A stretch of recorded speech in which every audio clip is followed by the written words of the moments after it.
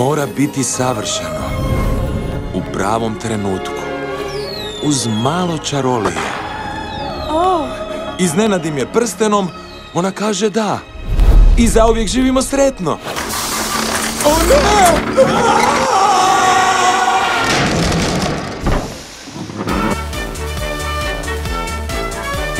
Oj. Čarobna potraga. Ovaj dan nećeš nikada zaboraviti. Baš sam uzbuđena. Za prstenom.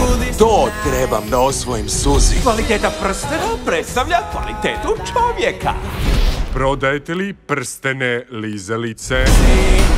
Sam živi sa robotima i ne planira budućnost.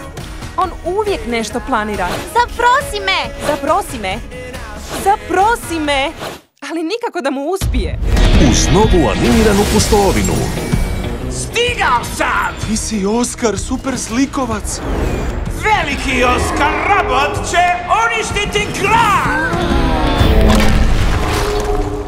Ovo ne izgleda dobro. Jer sudbina grada je u rukama robota i superjunaka Sema. Oskar uništava sve na svom putu. Baš je zabavno! Suzi! Hoće li uspjeti? Ne znam što učiniti. Mi smo superheroji! Mi možemo sve! Trebam pomoć. Ovo je priča o prijateljstvu, hrabrosti i ljubavi. Mora da mi vas je žao! Papci! Nismo papci, nego junaci! Ljubav uvijek pobjeđuje. Nije važan prsten, nego Suzi.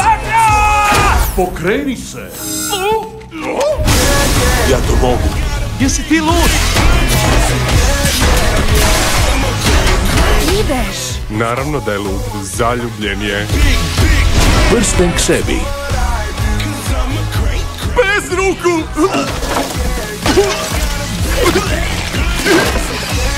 Na jelovniku sam! Sinkronizirano. U kinima od 19. siječnja.